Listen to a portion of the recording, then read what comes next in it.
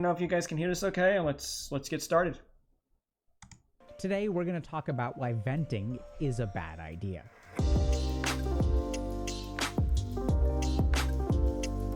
Now, this sort of came to my attention recently when I've noticed that there's an increasing trend of content creators to vent about what's going on in their life on Twitter.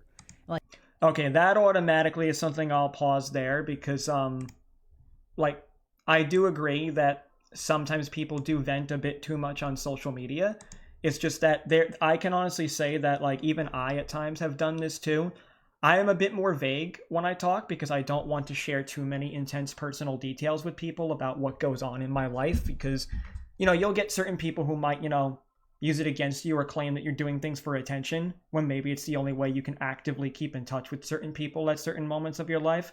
But there are some people who don't have other people to talk to or other people to vent to. And sometimes for them, their outlet is going to social media so that they can talk to either strangers or people that they don't really know that well. So I already take a little bit of issue with that. I clicked too far because of my fucking toggles. Excuse me. I'm gonna have to remember to click off to the side because I do this a lot whenever I watch a video. So my bad. Let me just go back a little bit here. Hang on. Where was the fucking? Ow. Yes, lesson learned. I know. I made the boo boo. All right.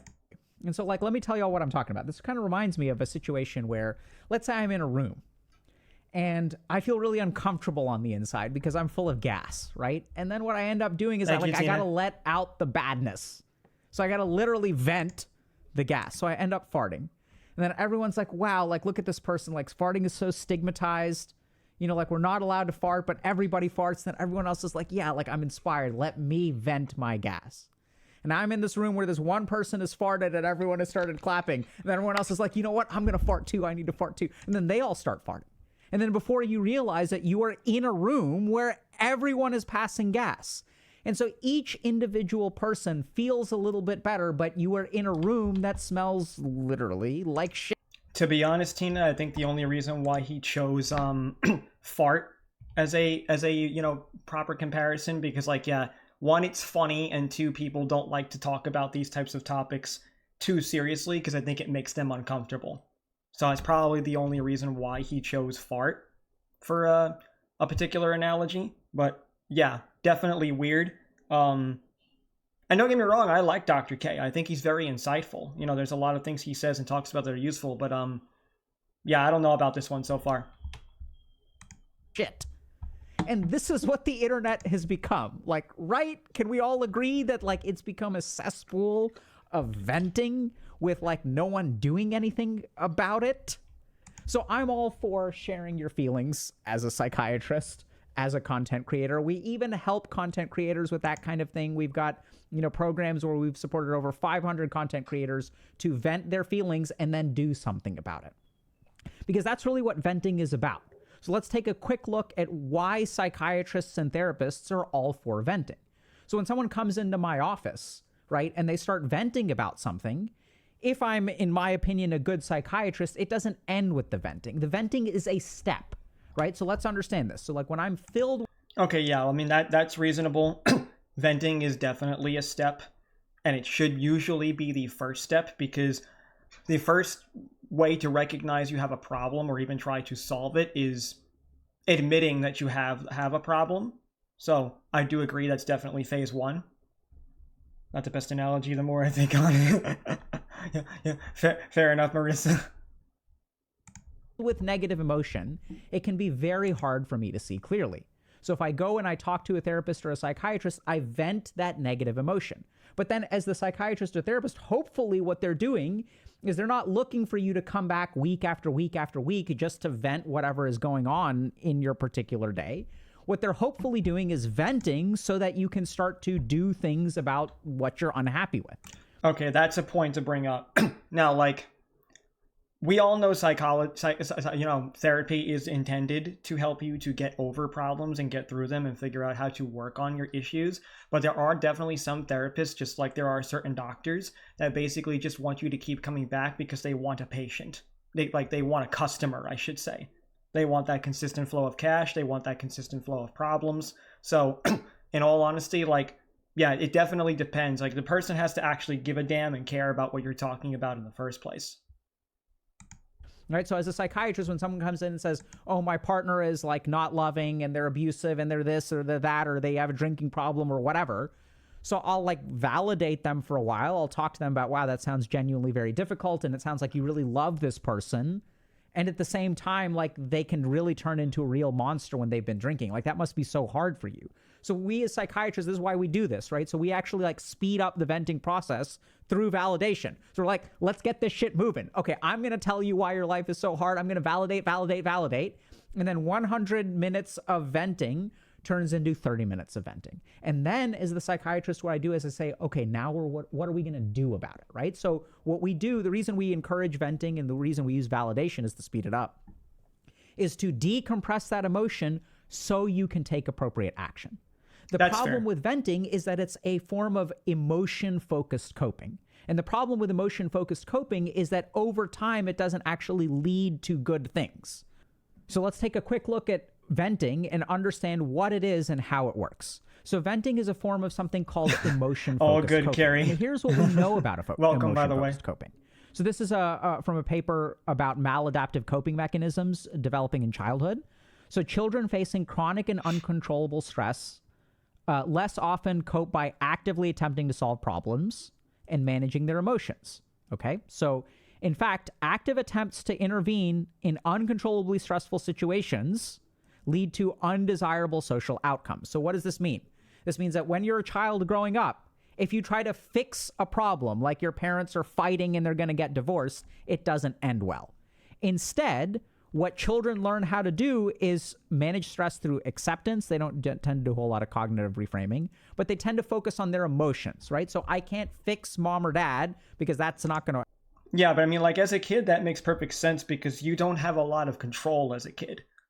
Like, when you have problems as a child, all you have are your emotions. All you have is the stress levels, and you have to, like, find ways to, cope with it because you don't have any actual control. Now, I do get where he's going with this, is that it's like it's probably the transition is probably like that when you get older, you learn to recognize that you have more control. But in all honesty, not every single person as an adult has full control either. And a lot of that has to do with the resources, the opportunities, and the accessibility that they have to either proper health care or either a proper support system who can actively help them. Now, I mean, yeah, you can certainly figure out how to like handle it on your own, like, and sometimes people do have to do that, but not everybody is capable of doing that, and sometimes people actively need other people in their life to help guide them a little bit and get them through those difficult times.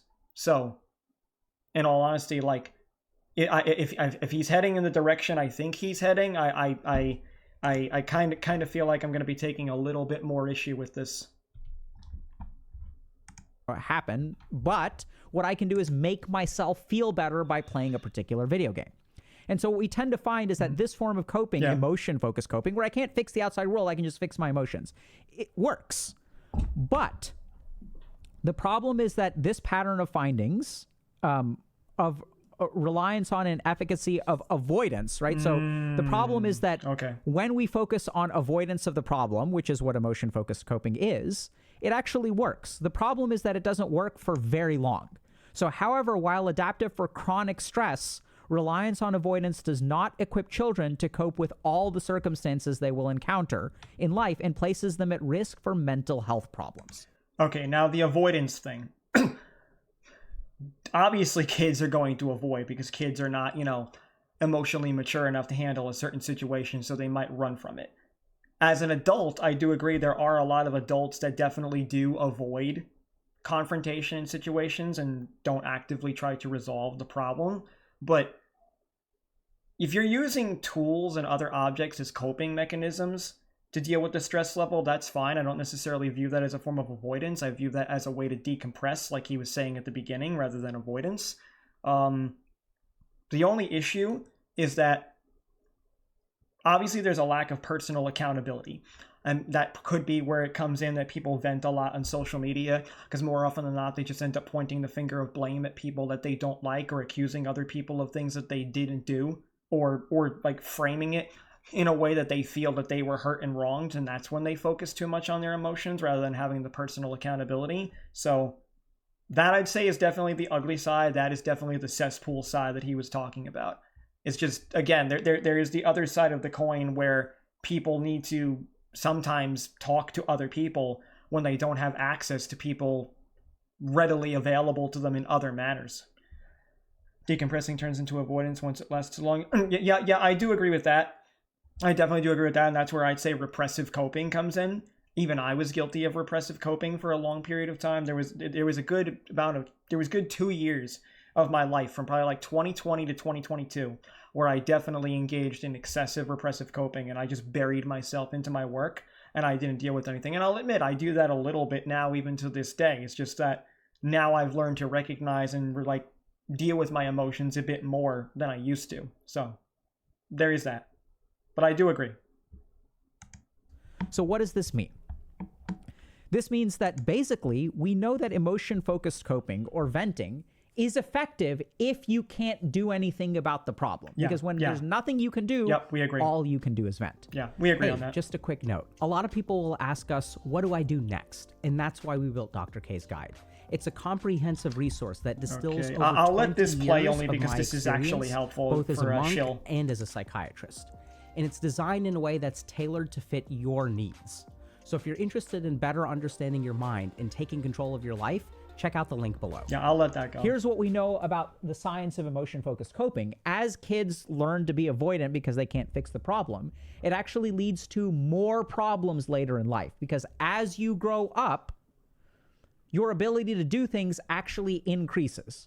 But if all you've ever done is vent or manage your emotions instead of actually fixing problems, it starts to create more problems in life. That's true. And so it can be adaptive if you have no control, but as your control increases, it becomes more maladaptive.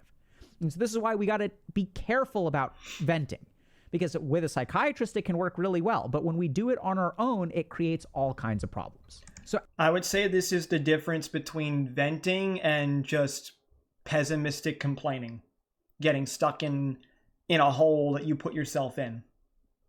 Remember to subscribe to Healthy Kimchi. No, yeah, I do agree. In all honesty, like, if anybody actually does like some of the things that are being said, or if you need a method of therapy when you can't afford it and all, I do seriously recommend Healthy Gamer GG, fucking Dr. K's channel. It's really very helpful. Like I agree with a large majority of the things he says. As we look at venting, we begin to see there's another key problem with it, which is that the purpose of venting is to get rid of our negative emotions, right? Yeah. And this is the main thing that we need to understand. The most powerful motivators of our behavior are actually negative emotions. When you get incredibly angry, it is easy to act. When you feel very, very ashamed of your appearance, it's very hard for you to leave the house. And you may say, but hold on a second, doesn't that make my life hard? No. What is the shame actually motivating you to do? It is a very powerful motivator to stay home. And so this is why there's kind of an interesting balance with venting, because what tends to happen with people who vent a lot is that they vent about the problem, but they never actually do anything about it. This is true. There are a lot of people who do engage in too much venting, and the whole avoidance thing he's talking about, like avoiding leaving the house or, trying to control your anger when it gets out of hand. A lot of that comes down to we're more afraid of judgment of other people than anything. It's definitely the judgment factor, I would say, that often gets in our way and determines what we are willing or unwilling to actually engage in. So that I do agree that, once again, if you vent too much, you're definitely going to end up just, accepting. Like, I'll be real, I'm a nihilist, but like you're basically just going to end up accepting the fact that things are never going to get better, they're never going to change, and that you're just always going to feel this horrible, shitty way. A lot of us definitely can get boggled down in that kind of mindset, and then just, assume that, like, it's pointless, why do anything, but you still have that, that you still have that little glimmer of hope, right? that things will get better. And like the fact that you're venting in the first place is because you actively care about the fact that things are so bad right now. You're actively trying to make things better. Like that's a big part of it. That's the little bit of control that you feel like you actually have. Venting and then sitting on the problem fixing it. No, I agree, Marissa. I agree completely. It's what a lot of people do, I think. So far, I don't disagree with him too much. I mean, I think the social media thing is a little bit of a sliding scale because, you know, I mean, like I said, sometimes people need other people to talk to. It's just a matter of like knowing how to use the tool so it doesn't get out of hand. But so far, I don't disagree with most of what he said. I think the title has definitely been a lot of clickbait. And you may know people in your life who are like this, who have this almost habitual way of venting. It may be a mom or dad or sister or whatever who are constantly griping about the same thing. Oh my God, my life is hard this way and this way and this way. Oh my God, this sucks, this sucks, this sucks, this sucks, this sucks. And then they never end up doing anything about it. Because if you really pay attention, there is a correlation between how much you bitch about something and how little you actually do about it. And the reason for that is very simple, neuroscientific. It is as we vent the negative emotion, we actually disable our motivation to fix the problem, which is why it works if I'm a child in an abusive household because I can't fix anything anyway, but then it sabotages me later in life when I am able to fix things, but instead I keep on leaking out my emotional energy. Okay, but you can't do shit about that as a kid. Like, it doesn't matter. Hey, Jay, thank you for the raid. I hope the stream went all right. Thanks for joining us. I can understand on a level why venting on social media is a bad idea, but he hasn't really brought up why. Yeah. I mean, I think a lot of it comes down to personal accountability, Marissa, and a lot of it comes down to like the fucking shitstorms that end up occurring when it comes to people who, you know, kind of like I said, mudsling and do the framing. I mean, obviously, I'm making suppositions here, but nonetheless. But as far as like, you know, like how the venting as a child, the emotional frustration set you up for doing that as an adult, it's like, again, there's nothing you can do about that. Like, when you're a kid, you kind of have to deal with that and accept it. I mean, you eventually you may learn the process when you get older and how to adjust, and I think a lot of people do. I'm not going to say all people learn how to properly adjust and everything as they get older, but like, enough of us obviously do because we function, we get through life and everything, we actually do the things we're supposed to do. Maybe there's a level of repressive coping, but then if we're talking about like dealing with our emotions in a healthy and constructive way, then what's the fine line between dealing with it in a constructive way and, you know, actually just, you know, constantly releasing emotions too much and then going into the venting? Like, that's the thing, right? It's a very fine line that is being treaded at that point. So it does require an amount of proper balance, and I do think you need to use both elements. There is even a more subtle problem at play here, which is something that we're going to learn from the yogic tradition, which is something called a vasana. So as we mentioned earlier, we know that there are these people who will vent about the same thing over and over and over again. And this is particularly insidious, not just because of the motivation, but because of the mental habit it creates. Now, this is what a vasana is. So to illustrate this, I'm going to give you all an example. So I had a patient who came into my office. I was their 8th or 9th therapist. They're about 48 years old, okay? So they've been in therapy since they were 15 or 16. And what they would do is they'd come into my office and they'd vent about their day. I'm sad because of this, and this thing went wrong, and this thing went wrong. And I was like a second year or third year psychiatry resident. So I was just like, I just finished 2 years of training. So I'm like, okay, this is what psychotherapy is. I'm here to listen to people talk about how sad they are. Like, that's me being supportive, right? And then a couple months went by. And then I was like, bro, is this helping? And he's like, what do you mean, is it helping? And I was like, is this actually helping you? And he's like, well, like, I don't know. I mean, I'm like, do you feel better than you did 6 months ago? And he's like, no, I mean, my life hasn't improved at all. But he's like, isn't this what therapy is supposed to be? Like, aren't I supposed to come here and like talk about my feelings? And that's when I started to realize, wait, something is going. Yeah, I agree, Marissa. And that's when I actually like, so usually when I don't understand something in psychiatry. There's actually something I want to comment on here as well. Like, he's talking about, you know, how someone feels like they're not getting any better in therapy, right? I myself actually went to therapy twice in my life. The first time was when I was really young and I had a traumatic event involving a family member. And then I had doctors tell me, this is the same event, by the way, that I'm talking about. I had doctors like believe that I was anorexic and that I was making myself throw up all the time, when it turns out they just didn't know what was actively wrong with my health. At the time when I was young, the therapy then didn't really help that much, because obviously it wasn't anything wrong with me mentally, it was the physical issues. Then years later, when I was having problems in my marriage, I ended up going to therapy for a good few months by myself, and I realized that I wasn't depressed, like clinically. I was just obviously having a hard time in my life. And as a result of it, after about 6 to 7 months in it, I began to realize, okay, I've talked enough about the problems bothering me, and it did help a little bit. I'm not going to say it didn't help at all.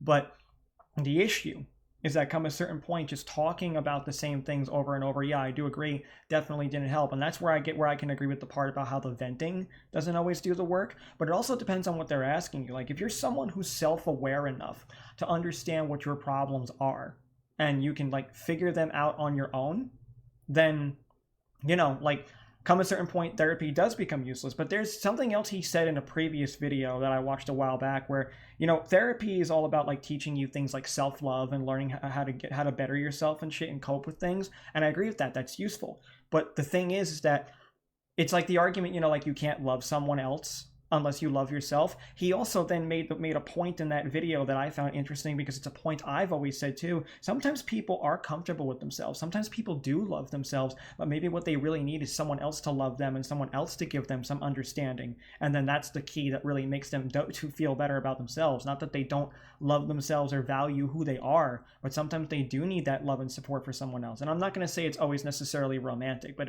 even though that was his focus on the video, but like it can be platonic love as well. It could be from a friend, it could be from a family member. Like sometimes you do just need that understanding. And that's why like sometimes the therapy isn't enough then, because sometimes you do need another person. All this shit, I just want to say, is very, very case specific. Everybody has different ways of coping, and everybody has a very different way of getting the proper treatments necessary for it. And when it comes to mental health, it's way too broad of a scope. So like we can definitely nitpick and like pull apart all these little pieces, but then when you're dealing with the individuals, like with the little story he's telling here about one of his patients, you start to get into like that gray area and that fine line, you know? Also, my therapist in college helped me a lot to the point where I was able to... No, yeah, definitely. And like, that's what I'm saying, right? Like it definitely depends on the people. Some people, it really helps them, and other people, like, they just need people around them who can love them and talk to them. And that could be friends, that could be a romantic partner, that could be a family member. And at the end of the day, that's sometimes where, like, you do need to post on social media a little bit when you feel like you have no one around. Granted, I'm not encouraging that you rampantly post on social media all of your mental health problems and issues either. I'm not saying that. But if that is the only option you have, sometimes that's beneficial. When I went to therapy, it was mostly there to help me move along with the very... No, yeah, exactly. Like, and that's a big factor, right? That's what I did when I went in therapy. It was to just help me get through it. And then after those few months, I was good. I learned enough about what to do. I have better coping skills than I did before. And some of it was also just like, you know, again, school of hard knocks.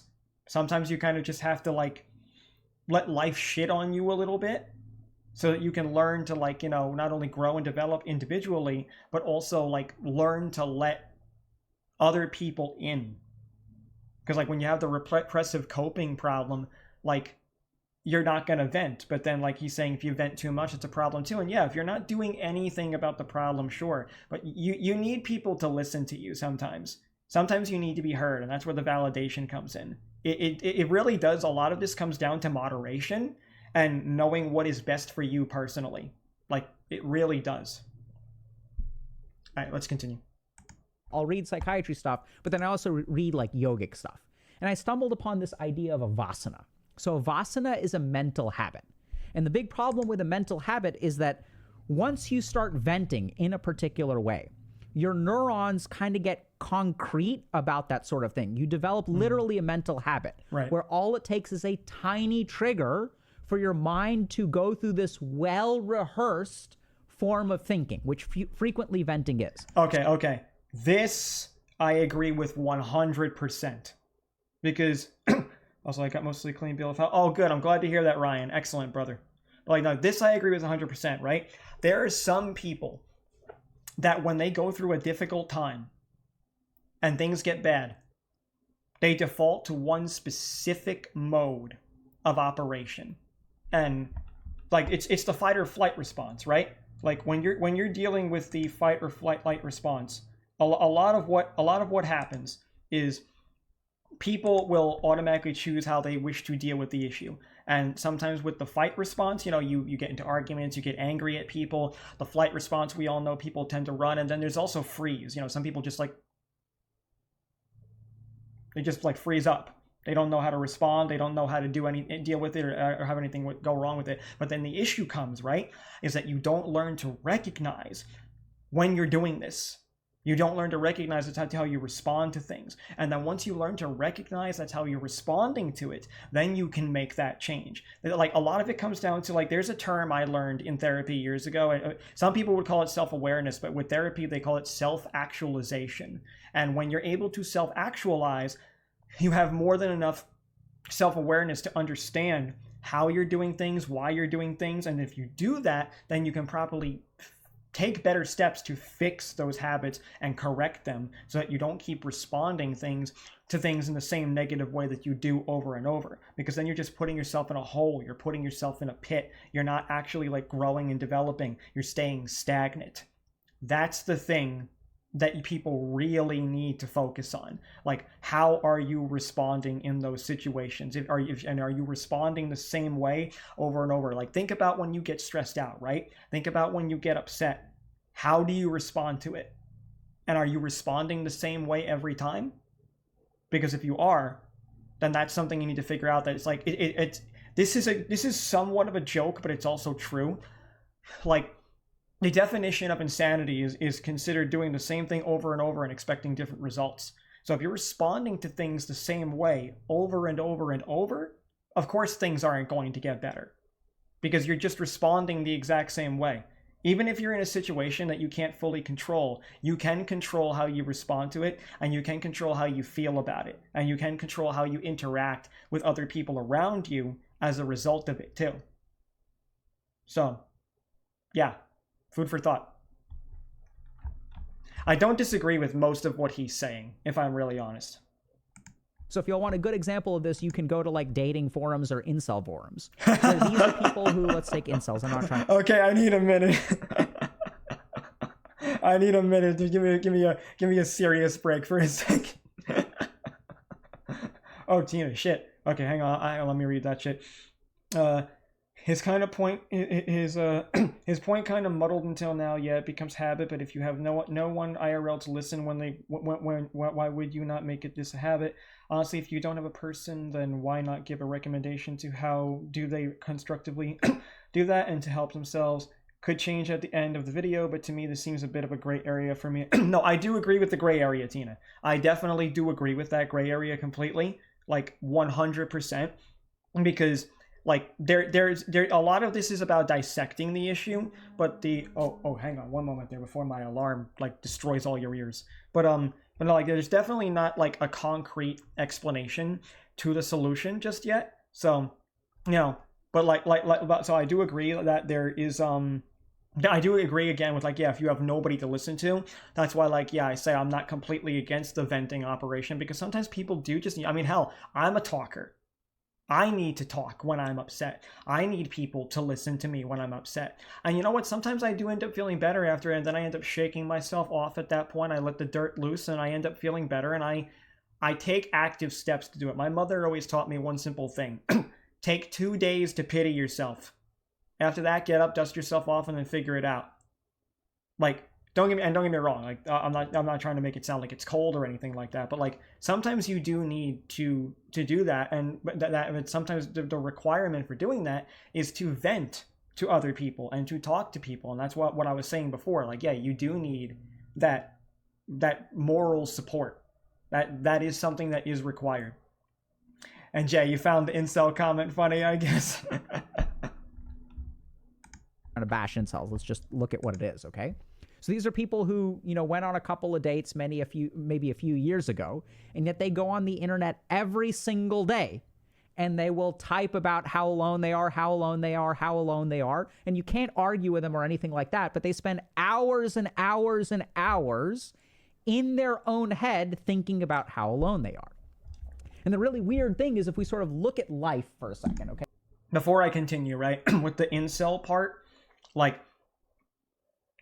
a lot of this does come down to, like, usually, like whether you're an incel, like male or female, incel or the femcel, like, I do, like he said, he's not looking to bash these people, even though I laughed. I will, if I look at that critically for a moment, yeah, there are people who do have really bad experiences with, you know, the opposite sex. And then they end up assuming that all of the opposite sex is just as guilty and they're going to do the exact same things to them. So they end up, you know, they end up like kind of giving up and not trying because they think, okay, well, what's the point? Everyone's going to be the same. No one's going to really love me. Every time I try, everything fails. What's the point? I should just give up trying. I'm too afraid to like trust anybody again or let anybody in. Now, there's definitely people who feel like that.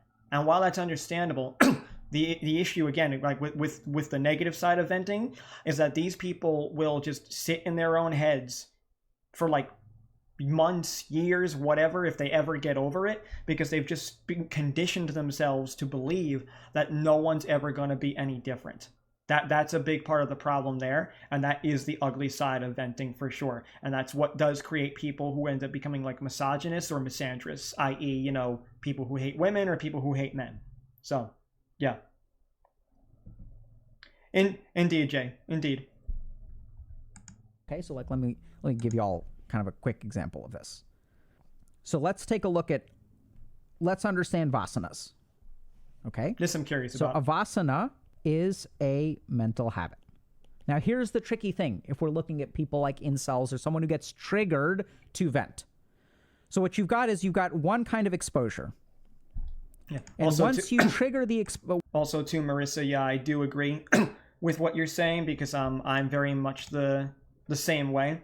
I do need to feel validated and accepted as well. Otherwise, I'm not too prone to listening either because I need people to make me feel like they actually care, even if they don't understand.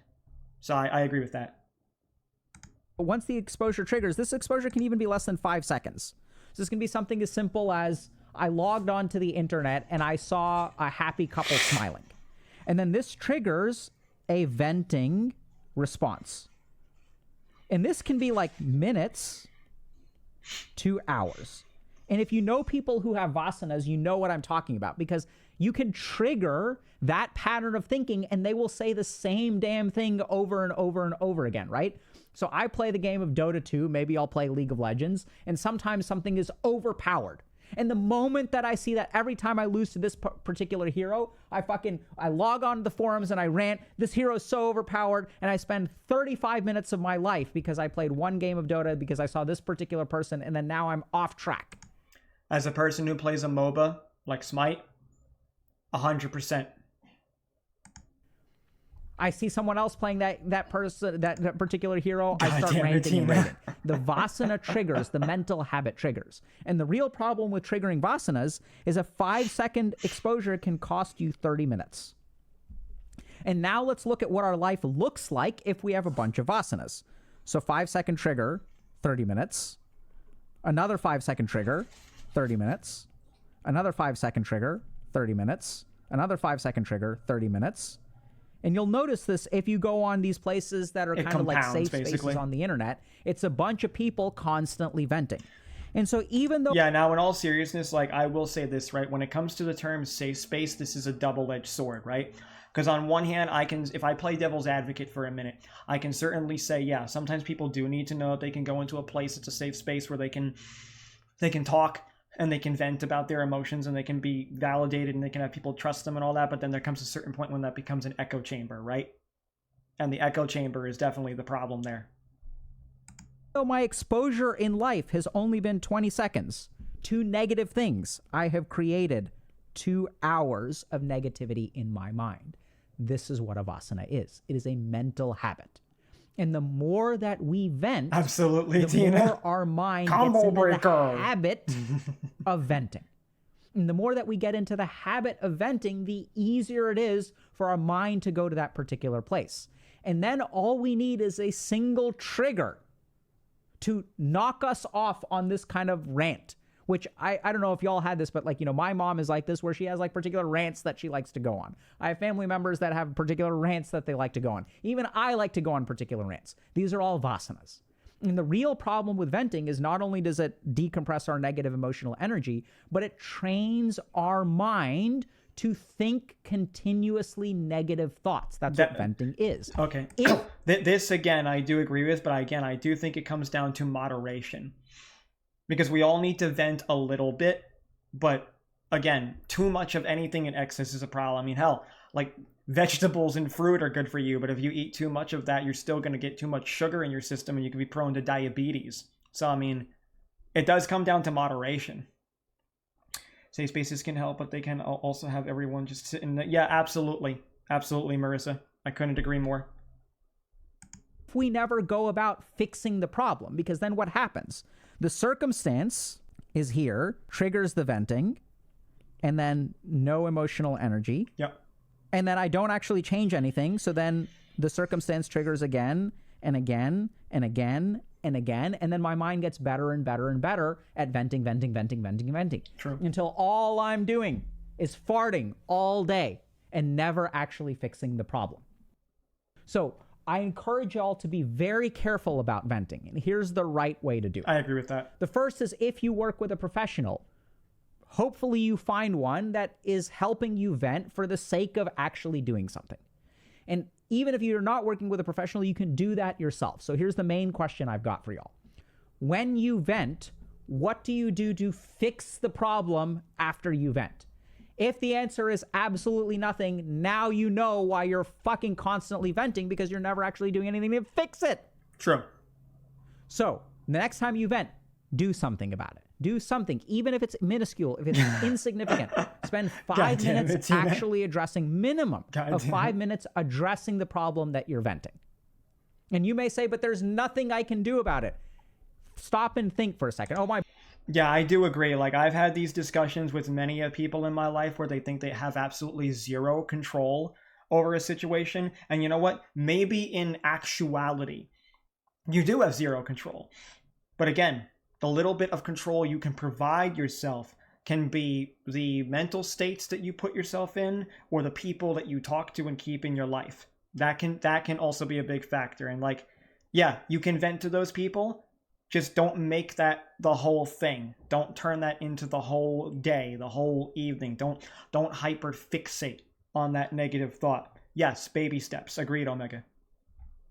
My boss doesn't like me. I'm venting about my boss, venting about my boss, venting about my boss. Why doesn't your boss like you? Because they criticize me. Well, shit. Maybe you could do slightly better at your job. Do you think that could make a difference? No, I've tried that. It doesn't work. That is a vasana. You see how quickly it jumps up? No, I've tried it. It doesn't work. I've tried it. It doesn't work. I've tried it. It doesn't work. Oh, I see. You tried it. How many times? I've tried it 1,000,000 times. It never works. Chances are you've tried it a couple of times and it doesn't work. And then you've started to form a vasana of, when I try things, they don't work. And then I'll say this, right? I'll use a comparison for myself. As someone who has tried countless amounts of medications to get my health in proper working order, if you go back just 4 years ago, I was taking 100 pills a day. No exaggeration, actual counting. Now, I take maybe, I don't know, 15 to 20 something pills in a day. I'm doing a lot better than I was. Now, I had to try countless medications to even get to a point where that would be okay. I could have easily have just given up and says, okay, fuck it, it's not going to work. I've tried all these medications, I've tried all of this stuff. There's no point, nothing's going to get better, fuck everything, it doesn't matter anymore. You know, life sucks, etc. That's easy to get in that mentality. That's easy to do that. I was literally having this talk last night with some people on my server. Like, it's so fucking easy to get in that mindset.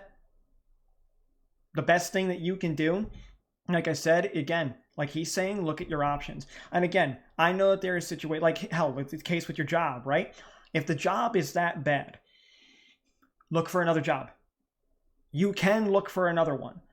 I'm not going to say that it won't be hard, that it might not be difficult to find another one or find one that, respects or understands your time and stuff a bit more.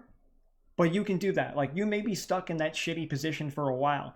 But if you at least take steps to look and find a new job in that meantime, then it's okay if nothing you did at that job was able to make it better, because you have another option. There is always another option. Remember that you always have options to either make things work or just find another way to do it. And yeah, venting is only phase 1. Just don't stay in that. Little advice from the burb. And you get stuck in this particular way. So now we get to the vasana. This is the third thing that you can do. Observe the mental habit of your mind. Observe that when you are in a particular situation, all it takes is a trigger. And then watch how your mind, as soon as you hit the play button, it's like an unskippable ad. Where now that we've fucking strapped ourselves in and we've started this video, we're going to have to sit through this 15 minutes of BS. And just notice, wow, look at my mind. This is all you need to do to melt a vasana, is observe the automaticity of it. So, wow, now my mind is off on that track. Now my mind is off on the track. Now my mind is off on the track. Holy crap, let it go. Like, literally let it run its course and watch it and don't stress about it. Now, if you guys want some of these techniques of how to observe and things like that, I definitely recommend you check out our meditation guide. We'll teach you about a lot of this mental training. But all you need to do is observe the vasana. So at the end of the day, you'll need to be a little bit careful about venting. Again, back to self-awareness. It's a lot of what I said before. Venting can be absolutely healthy if it precedes action. Yep. If it helps stabilize you, because too much negative emotion is overwhelming. We want to modulate that negative emotion down to where we still have enough emotional energy to motivate to act. This is what a therapist does. But if you don't do this, if instead you just vent for the sake of venting and then you vent again and vent again, vent again, you're forming a mental habit. And then the real problem with that mental habit is that mental habit will make it harder for you to do something, because now your body has a habituated response. When this problem happens, how do I deal with it? I bitch about it. So now it becomes harder and harder and harder. It's kind of like, once you train yourself to be right-handed, it's hard to start writing with your left hand. So once your mind trains with a particular vasana of this is how I'm going to deal with this problem, I'm just going to bitch about it, it becomes harder and harder and harder to work with your left hand to actually do something about your problem. So be careful about venting and observe your vasanas. Okay. All right, guys. Thoughts, opinions, discussions? I mean, I've certainly certainly said more than my fair share on that. But yeah, Synth, ironically enough, just more of the same stuff we were talking about last night. Yeah, absolutely. The title was a clickbait because I figured it would be. Let's be real. Like this stuff happens a lot on YouTube because that's how they get people to watch, and I understand that. We all do it. Nothing wrong with that. But like overall, like yeah, I do agree with the majority of what he said. The one thing I do think I wish he had covered a little bit more was the social media part. I mean, I think he covered it kind of like loosely near the end in terms of like just be careful about how much you vent and everything. But yeah. Well, don't worry, since there'll still be the VOD to go back and look at later if you wish to, if you wish to partake and see all of the thoughts and opinions. But yeah, honestly, like basically what I'm looking to do now, if y'all still are interested, I'm going to be going over some of the questions I've had on my Telenym, because I have at least a couple of months of backlog. So I figured it might be interesting to answer some of these questions. We can just have some talk, and I'll respond to them, and I'll just ask your guys' opinion. So, ow! Bruh. Venting on social media as a content creator can cause parasocialism. And yeah, I'll be real, right? Yeah, like that's another double-edged sword with it, too. Because maybe someone... Ow! Like, maybe someone actually is, like, legitimately looking to vent, and they're going to end up inadvertently causing a parasocial situation, because you're going to have people who are going to cling to you. You're going to have people who like love you and understand you for what you are. Yeah, you're going to have people who are going to like do that shit, and then you end up kind of like starting an angry mob of situation. Not that it was your intention, but that's why a lot of times like you'll see content creators or your influencers have to make a post basically saying, hey, please don't attack anybody. I am just venting. I am just releasing some emotion right now, and I feel like I needed a place to do it because I needed to let people know what was going on, especially when you have an audience. Like sometimes you have to let them know, because you don't know if you're going to be gone for a bit. You don't know if you're going to, you have to let them know if you're going to be a little low energy and anything like that. At the end of the day, you are their dancing bear. And like, they even if they like you and they care about you and everything, you're still a form of entertainment for them. And if you're not there, you kind of have that obligation to meet. There was a situation I witnessed that was like that, and it was, no, yeah, absolutely. That's what I'm saying. So like it all, there's a big fucking gray area with this whole shit, but I think this was pretty cool and pretty insightful. So yeah, there is something I'm gonna do though. I'm gonna see if I can put on a little bit of chill music in the background while we answer some questions. So how do y'all feel maybe about some lo-fi?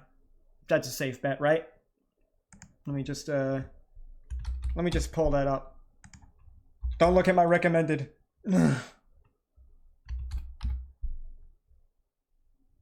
Yep, this'll do. Yeah, we'll just have that playing in the background while we answer. So hopefully it's not too loud. Okay. So I think it is helpful in a sense, just some strange wording, but yeah, as a social media, how does one really stop it? Like some of the points were good, just like, yeah, I do agree completely, Tina. Yeah, you kind of can't stop it completely. It's actually impossible to stop it completely. Just check the volume here. Okay, so it ended with the content creator getting canceled unrightfully because he didn't respond properly to his own attacking. So, oh, okay, yeah. That would be a big deal, honestly. There's so much damage control. I've been looking at nothing, Rai. Nothing. Totally not videos of yanderes and suggestivity from my lonely ass. Nothing at all. Thank you for the head pat, Synth. Okay, got you. I'll turn it down a little bit more. How's that? That a bit better, Tina? The creator's whole gimmick was being toxic because he didn't intend for his community to get his attention. No, that is true. Like, and that's a problem too. Thank you, Tina. I appreciate it. That is a problem. Like when people are kind of like playing up that gimmick. That's kind of why, like I say, in all honesty, I don't play the character shit. I know it's fun and entertaining for people sometimes, but I don't like the roleplay crap. It leaves way too much ambiguity. There's too many problems. I'd rather be me, and I'd rather be at face fucking value. Because at the end of the day, if I do say something kind of sus, I can own it, and I can just fucking be like, okay, you know what? Maybe that was a little wrong. I was just stating my opinion. I do apologize. That's whatever. Let's move on. But like when I have to flex between the character shit, like there's so much fucking options to be fake and phony and just misrepresent yourself, and then you can get away with that shit for a lot longer. I don't have the patience for playing the game like that. I'm just me. Yeah, I do agree completely. I don't like the character shit. I was literally complaining about that earlier this morning or last night about the whole like lewd manipulative shit. That's kind of why I removed a couple of the channel redeems on my my stream here, because there's just certain things I don't want to play into. I don't want to do it. I'd rather be what I'm good at, and that's conversation, a little bit of silliness, you know. Again, I'm just me.